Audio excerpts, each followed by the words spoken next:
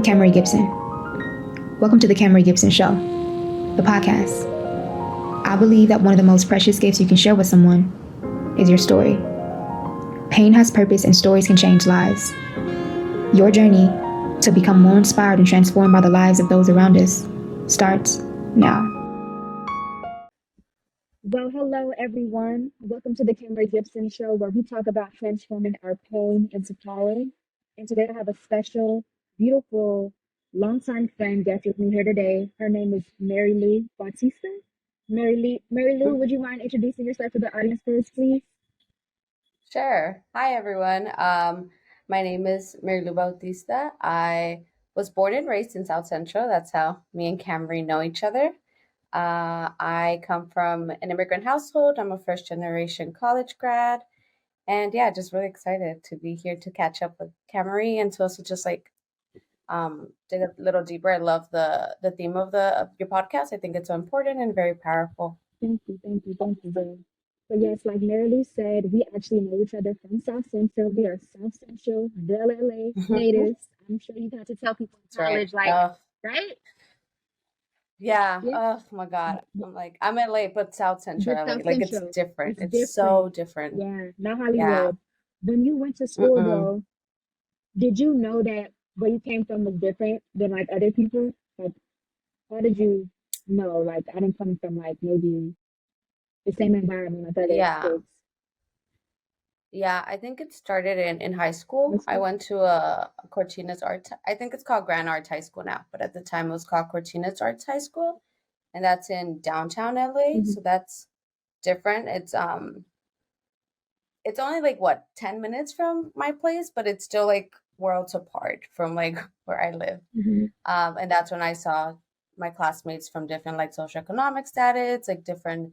It wasn't just brown and black kids, which was like what I went to school with mostly. Mhm. Um, yeah, and so I think that's when I realized I was othered, or I was like, oh damn, I'm poor, because Mhm. Yeah. you saw Yeah. other kids, and before that, it was we were all the same kind of. Yes. No, same. Yeah, Okay, I forgot you went to a special high school. You know, I went to Dorsey. yeah, I went to the East Side High School in my hmm neighborhood. So I didn't experience that culture shock until college per se.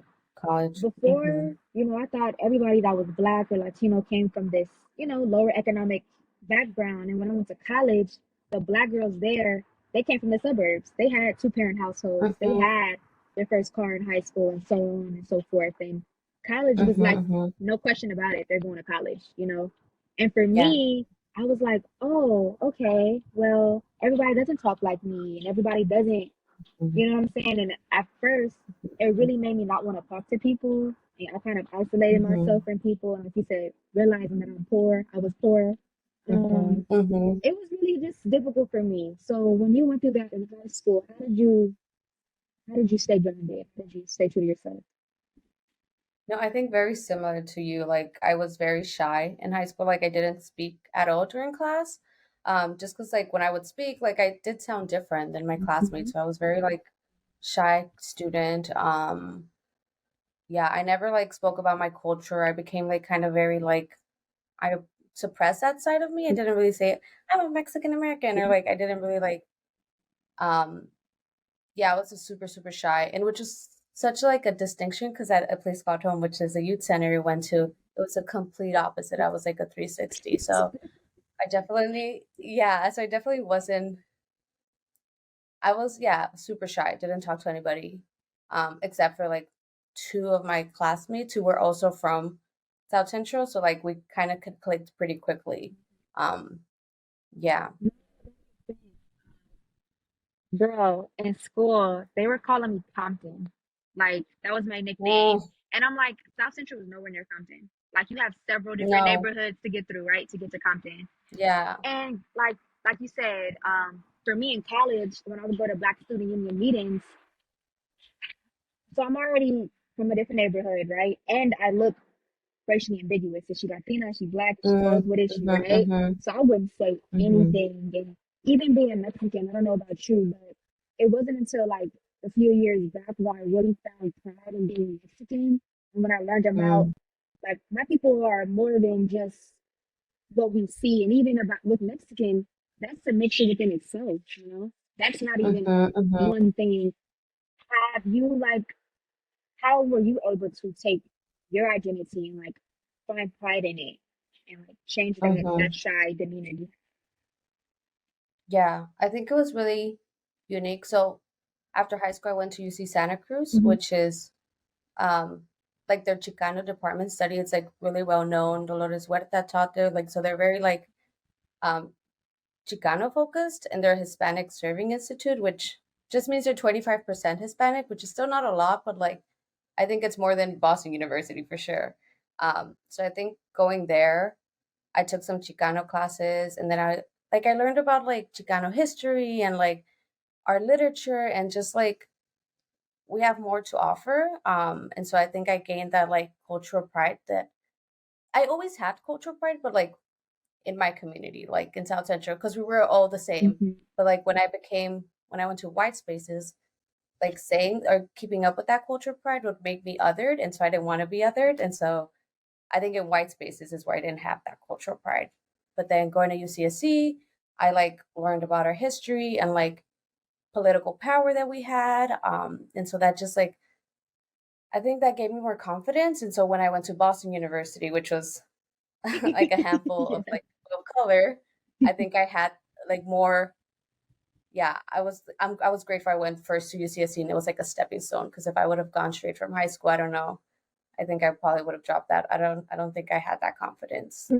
Like you said, I would have dropped out. People don't understand how important it is to feel like you belong somewhere just to get through. Mhm. Like in college, I knew I was intelligent. I knew the work wasn't difficult, but it was the social aspect that I was Mhm. like, okay, I need to figure out how I'm going to get through it. So, what would you recommend for people like us, whether they're Black, Latina, Latino, Asian, a foreigner?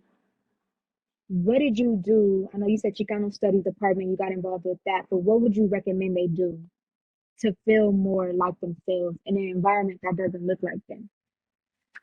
Mhm. Yeah, I think yeah, that's big too, because sure, academics it was tough, but I feel like we know how to be a student. So like that wasn't the toughest part of school. Like yeah, I had to catch up quite a lot, but Yeah. that's not a you could do that. Yeah. Just feeling like a sense of belonging, I think that's where it was harder for me, and I think for a lot of first gens, especially like low income first gens, because like in Boston University we did have a Latino org, and I did go there, but they were like international kids, and they were like that means they were like rich kids that came from Mexico, or like they were Latinos, but we weren't the same Mhm. socioeconomic standing. So then even then I couldn't connect with them, because I was like, we're not quite the same, even though we are. So I think just to say that like it's not always in Latino orgs, because in Boston, like I tried it, and that's not where I felt safe or where I felt like I could speak and people would like empathize. But Mariana, my cousin, was also in Boston at the time, and her friends that she had made were, I think, closer to like, yeah, they weren't like from low socioeconomic settings, but they were like, I feel like they were on scholarships as well, and that helped. So I think just like finding the group of people where you feel comfortable, I think helps a lot. Yeah. And Dale, you make that distinction. That is so true because, like, I make the example about the black women, right? All black girls Mhm. weren't from the hood, like, a certain way. Yeah. They were Yeah. Jack and Jill, like sorority, well to do black families making good money, raised in the suburbs. Mhm. And, like, people think, like, oh, yeah, well, you have Latino people there, you have black people there. It's like, no, growing up Yeah. poor does something to you. And you could probably relate Mhm. to an Indian guy who grew up poor, Yeah. than a black Mhm. girl who grew Mhm. up Mhm. in the suburbs. So that's a good point. Um, Speaking about Mariana, how's she doing? People here. I She know good? she's doing really well. She's also back home. Okay. She finished her degree. And I think she's gonna go back to school as well to get her master's. Yeah. Yeah. Yeah, y'all were like the sunshine at a place called home for me. I know for sure. Oh. Yeah, Uh, no, for real. Just when y'all two would come, just seeing y'all, I just felt mhm. safe. Dude. Yeah. I was like, if Camry isn't here, who am I gonna Yeah, talk to? that's Yeah. how I felt, and I just felt like Yeah. I could be weird, I could just be crazy, talking fast, and Mhm. Mhm. you would just listen and be like, You like I just was very chill. yeah, just so chill. Like she just gets Yeah. it. Like I could be myself with her. Yeah. Um, Yeah. okay, let's talk a little bit about A Place Called Home because A Place Called Home is a legendary. I would love to interview Deborah as well. Yeah. I could get that story down. Yeah. Right? That's a great one. Right. Yeah. But Oh my God, I bet she has great stories. girl, and Oh. just people that she's been able to help, like gang members, Mm-hmm. women, men, myself, me and you. Mm-hmm. Okay, so Mm-hmm. A Place Called Home is a nonprofit organization. It was founded in the 90s. I can't remember the exact year, by Yeah. Deborah. I'm a white woman. She created A Place Called Home as a safe haven for gang members at the time to go somewhere safe, Mm-hmm. free of gangs, where they could eat and just be empowered by people. So a few years now, lying down, when me and Mary Lou remembers there, it actually transformed a lot. So it wasn't super gang heavy as far as like trying to reform gang members, but it was more about the youth, young people, Black and Latino kids, and all services were free there. Um, how did you find A Place Called Home, and what was the reason you kept going? Mm-hmm. Yeah, I think um my mom just heard about it word of mouth. So they were giving like food. They had a food bank. And so my mom went to go get food. Mhm. And at the time, the dance studio used to be like a gym where kids would work out. And so they also gave like Zumba classes for parents or fitness classes, yoga. I think it was like yoga classes. And so that's how my mom learned about it, just from word of mouth, because we live like maybe 3 blocks away from the center. So we live pretty close by. Um, yeah, and then from there, my two siblings joined. And I wasn't old enough because you had to be 8 to join. And I was about 7, so I would like sneak into the dance studio, which is they were allowed. I was allowed to take dance classes, but I wasn't allowed to go into the center because there was like older kids, and honestly, it was a little intimidating because they were much older. Um, but I would like sneak in and just like go to computer classes, and that's how it all started. And then I just kept going after school to the dance program. um yeah, I'd go every day after school to the dance program, and then eventually I just learned about more programs, and just I don't know, it just became like a part of my routine, and I didn't really know anything else besides the center. Yeah. Right. A Place Called Home was definitely my saving grace. So I know you were a member way before me. You and I think you knew Asia, right? Asia Evelyn. She was there. I Yeah, think yeah, we there. were about Yeah, I know y'all were yeah. there a while before me, but I actually went when I was 16, and Hmm. Lucretia was the one that told me to like come to other stuff because I got expelled from school when I was 15, and I had got court ordered anger management counseling as a part of my punishment. Hmm. So I had to go to anger management counseling. So that's how I met Gabray Milner. Remember him? Hmm. Hmm. So he was my Hmm. counselor from like 15 until Lucretia had told me like, hey, come to other stuff. And it was from that point, girl power Yeah. is what kept me going. Hmm. Just that little group you had. And girl power was a rites of passage program for young women, teenagers, where we just got together every Thursday and talked about girl stuff. And Hmm. and that's where me and Mary Lou and her cousin Mariana and Ryan and everybody else were able to like get to know each other and develop, that friendship. Hmm. Hmm. I just wanted to explain that part. But speaking about your brother and sisters, who are both very intelligent young people, Hmm. what was it like having siblings um, accomplishing the things that they're accomplishing for you to come right behind them? I know your brother's in the Ivy League, right? No, that was Jose. That was Mariana's And that was brother. Mariana's brother, okay? Yeah, yeah. Okay. Um, I would say so because my sister was very involved with the police called home. I think that's why I became also pretty involved. Mm-hmm. Um, and I don't know. I felt like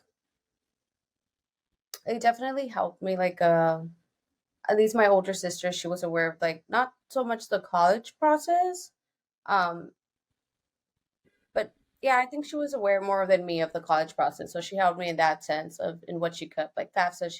She taught me how to fill out FAFSA and like who to talk to when I was in college, and sort of she helped me how to navigate that a bit. Mm-hmm. Um, yeah, As okay, okay, for sure.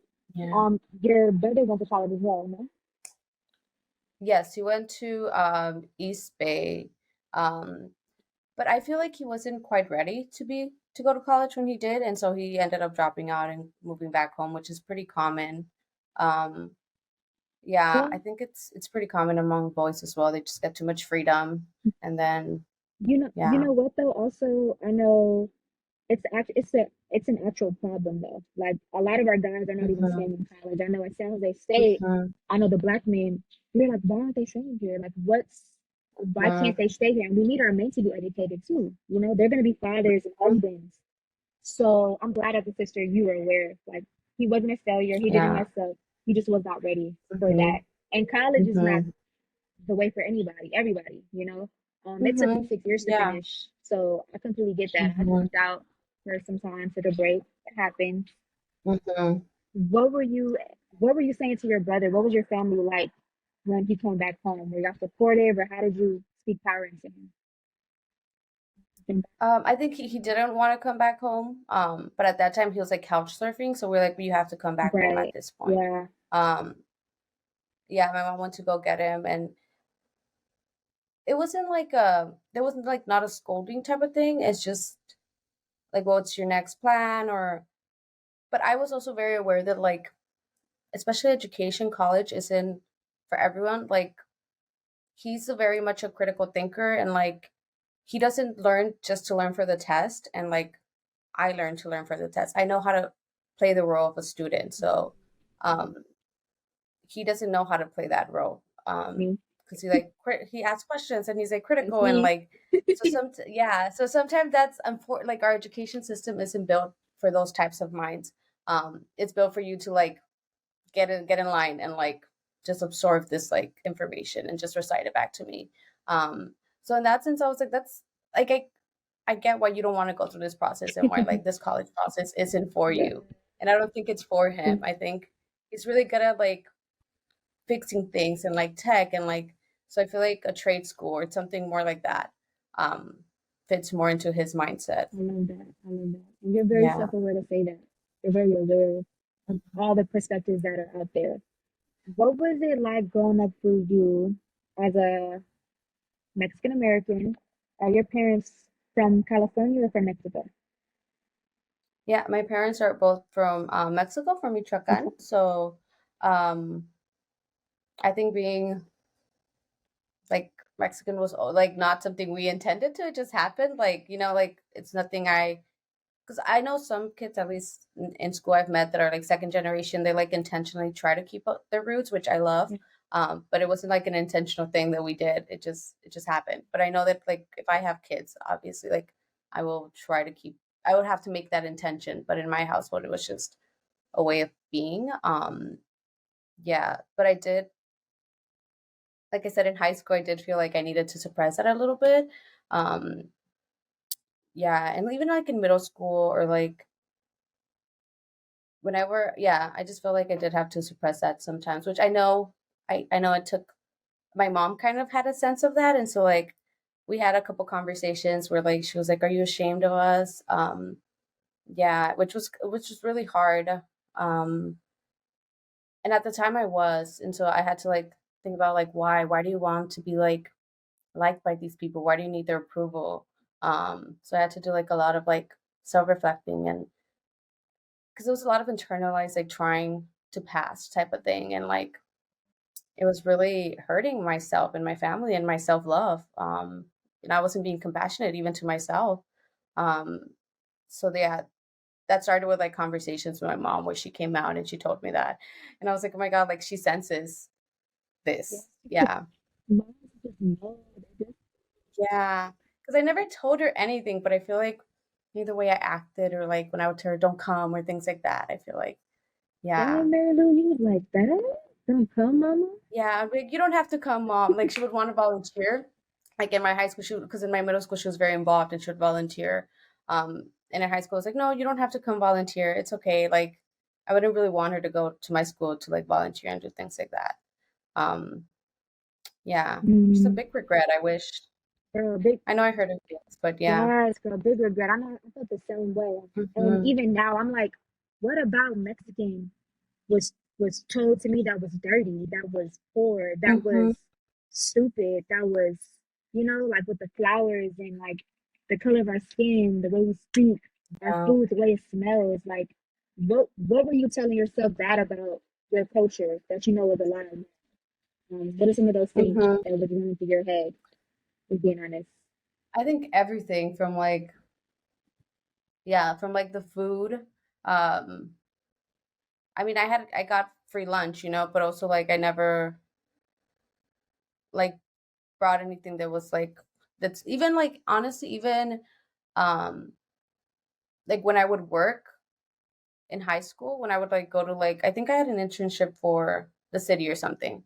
I didn't bring like food that my mom made because I feel like it would just like smell too much in the office. So I brought like sandwiches or something like that wouldn't be like no it wouldn't draw attention to like what I was eating, which was like delicious, but like I would bring stupid sandwiches. Yeah.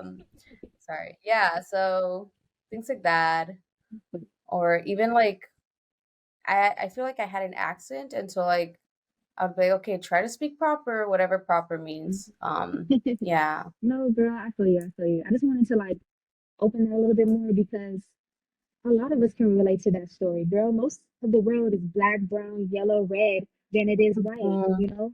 So think about how Yeah. everybody has felt here. I know my mom, she came to the United States when she was 15 and she was in ESL classes, you know. She knows English now, but Mhm. she was that girl and she had to learn. People would call her stupid and types of stuff, but Mhm. you know, it is what it Mhm. is. Stand in your truth and be proud of who you are. Okay, Mhm. this might be a touchy subject, but I'll never forget it when I met your sister, who is Mhm. disabled or handicapped, if you don't mind me touching Mhm. on that, I Yeah. immediately felt closer to you just because Mhm. I was like, for you to go through this and have this a part of your family, you're going to be stronger because of it. Because I know Mhm. the shame you may feel, you know, or the uniqueness you might feel in your family because of that person in your family. My sister has Down syndrome. You know, she came Mhm. into my life when I was Mhm. 9. I think I shared that with you at the time. And I was, Yeah, you yeah, did. I think in Chicago, I think I told you. Anyways, I yeah, remember and Chicago. I was like, oh my gosh, like, how do you deal with it and not feel like embarrassed? We're grown as hell now, so I'm sure you don't give a damn, right? Mhm. But Mhm. what was Mhm. that experience like for you having a handicapped or disabled sister? Different. Yeah, yeah. I do remember you mentioning that to me in Chicago, and I was like, oh my God, we're Yeah, kind of really similar, similar. yeah. Yeah. Yeah, so my sister has microcephalia, which is a neurological condition. So she has like a brain of a 2-year-old, like it's not developed fully, but she's like grown. Mm-hmm. And so I think to me, because I she's the oldest sibling, so like when I came into the family, that was already the dynamic. Um, I always think of like how hard it would have been like for my mom, who just it wouldn't like that's not what she expected, but I didn't know anything else because I already came into our family like that. Um, but I think honestly, yes, I did have like I was embarrassed a lot growing up just because it she draws attention and people have said like mean things to us. Um, and so I think that was one of also the reasons where I would like I would tell my mom not to come because like she would bring her sometimes. And so as a kid, I just didn't want to be seen differently. But also I think that it made me a very empathetic kid. So like I love my sister and now I like talk about her all the time. I'm like on dates and I'm like, yeah, my sister, and I go on about it. Um, but I think because of we grew up taking care of her. So like that was just like our dynamic in the household. I am the youngest, but she's the baby, like Mm-hmm. in the house. So like I never felt like the baby necessarily. But if there was like at an early age, if there was like someone getting bullied or like someone getting picked on because they're different, I would always like stick up for them, even though like I was super shy. I wouldn't stick up for myself, but I would like stick up for them because of my sister, because I just like I felt that huge empathy and I didn't want yeah, I was like, they're not different. It's fine. Yeah. So I did, but that is something that I had to, again, it was a conversation I had with my mom as well. Like, because my other siblings never felt that way about my sister. And so I always felt like something was like wrong with me. So I was like, they're always like, they were never embarrassed. And I was. And I was like, well, that's something wrong with me. And yeah, because I wanted to like appease or like, yeah, I just didn't want to be seen as other. And she's very much not. She is othered, and I think that's fine. And like, I think the more I tried to like push it down or like be embarrassed, it just became something bigger than it was. Like, I don't know.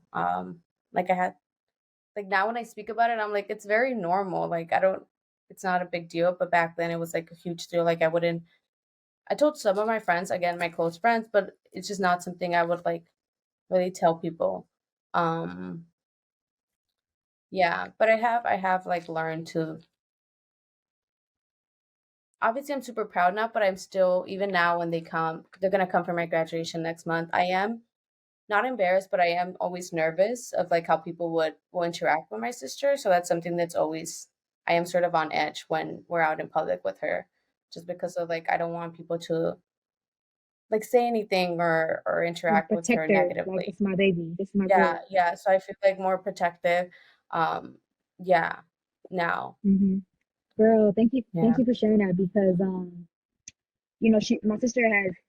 I'm a big sister, so my sister came after me when I was 9, like I said, and at the time, my mother actually had shame. She told me she would hide my sister's face because Mhm, Down syndrome people they have like the same features. They have mhm, small eyes, small nose, whatever. So she would hide her face. But when I was a kid, I was like, what does Down syndrome mean? So I went to the library and looked up all the books, like, okay. mhm, And I was like, look, mom, look, it's just an extra chromosome, you know, like this is how you deal with mhm, her. And at the time, my sister, when she was a baby, she didn't know how to crawl, so she would scoot on her stomach, mhm, you know. So it was a lot of mhm, different stuff going on, but just like you said, it made me a more empathetic person. So when I saw other parents, mhm, other kids in special ed, I gave them love. I was soft with them. I was like, because I know mhm, what I don't know what mhm, it must feel like. And then another thing, girl, just recently, my mother was saying something about my sister, kind of giving like feeling sorry for her having Down syndrome. And I was like, mhm, well, mhm, you feeling bad as her mom, but how does she feel? She's the one with the extra mhm, chromosome. You're gonna get to get married. You're gonna get to have a normal life. mhm. So why do you feel bad for her? Like, why do you feel bad for yourself for having Yeah. it? I never feel bad. I'm like, it is Mhm, what it is. I love my sister. mhm, Um, mhm, and honestly, having people with special needs, I think it's God's way of showing us that we have work to do mhm, as people. You need to work mhm. harder to love people Definitely. deeper, you know, love past the Mhm, special needs, love past the disability, the mhm. wheelchair, the not talking. You know, my sister's nonverbal still, she's 16. Um, Mhm. I feel like it's just God's way of challenging us, you know. That's how I see it Yeah. now. So Yeah. thank you, girl, for sharing Yeah. that.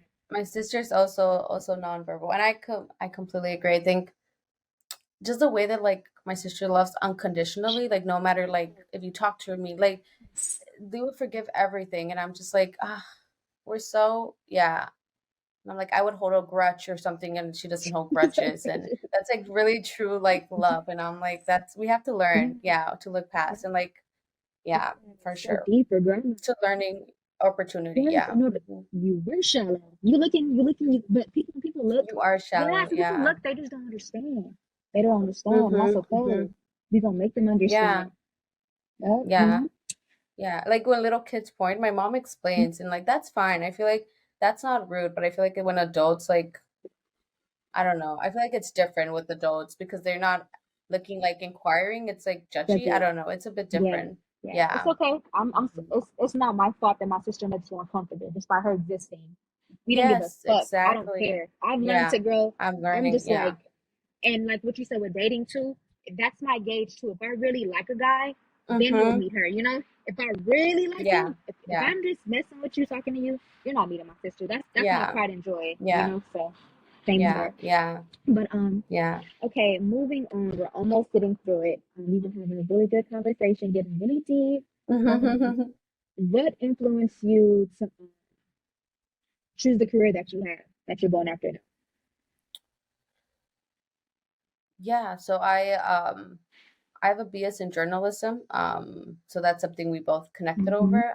Just like storytelling, and we went to a conference in Chicago when we were in high school, and that's what like let this whole like journalism like fire or whatever. Yeah, so I did get a BS in journalism from Boston University, and it was during the pandemic, so it was kind of like tough to find a job after that. But during during my time in undergrad, I did an internship on the Hill with Miss Bass, and that's when I learned about like policy. Yeah, I know she did it. She's a mayor. That's dope, Marylu. That's Yeah, I dope. did it before she was a That's mayor. She was dope. a congresswoman at the But I time. didn't even know she Yeah. made community coalition. I didn't know Yeah, she that. made Coco. Yeah, Yeah. yeah. Honestly, I didn't know that till I interned there, and I was like, oh my God, Oops. because she was like from the district. Okay. Yeah, and I was like, let me do my research. Great. Um, yeah, yeah. She's like community organizer, very dope. Hope she comes through. Um, but yeah, I did my internship there, um, which I was really bad at it. Like I would have to pick up phones and like I hung up on her twice. Like I was just like not a good intern, like picking up phones and things like that. So they made me then they found out I could like edit videos and like do communication stuff. So then they sent me to like the communications area, which was much better. I'd rather go to like press conferences and do that than like take Right. calls. Um yeah, but that's where I learned I like policy work.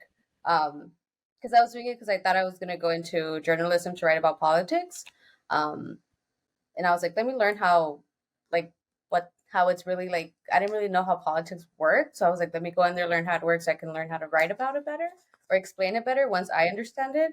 But once I went to the internship, I was like, I kind of want to write the policies myself. And it just seemed like obtainable at that point. Like at first, I had no idea. I don't know. It just a staffer just yeah. It just once you saw the job, something you're like, okay, I think I could do this. And so that's where I got into policy work. And the Gates covers education. If I study education, and I could study education policy. So that's sort of how I landed here. I'm in New York doing my master's in education policy. Yeah. Then California, nice and sunny. Then you went to Boston, still Yeah. undergrad, you transferred, right? You had that Yeah. experience there. Boston was cold, it was white. What else? It was white. It was whatever. We were very much in a bubble. So like very college bubble. So I didn't really get to experience the whole city. Mhm. But it is pretty segregated, I would say. Mm, Like people stay in their communities. okay, okay. Yeah. And then straight to New York for your master's. I did I think a year in COVID. I think COVID happened, so a year lockdown, and then I went to my master's. Okay, okay. So you're a Yeah, traveler. I like that. I like that about Neos. Well, yeah. I heard you say Gates. So I never forget about you, girl. I always brag about you. I'm like, who's somebody who's a Bill Gates scholar? She won it. And I remember when you got it at a place called home, I was like, God is real. Things can happen for people like Mhm. us, you know. Yeah. And God wants us to win. God wants us to get our education and get up out of South Central. Hmm. What was it like to be a Hmm. Bill Gates scholar? And like, what was the esteem like having that in college too? Like, yeah. Yeah, I still get chills just because of like I remember when I came into APCH, Teddy, the security guard, said congratulations, and I was like, for what? Like I still didn't know. I just and so then I walked in and Lucretia had like told everybody or something, and it felt like my family celebrating me because the center did feel like my family with the staff members. And I couldn't have done it without like Lucretia or Christine. Like they literally held my hand through the whole process. So like I feel like yes, it's like I'm very blessed, but also like it's not just me. Like it literally took like everybody.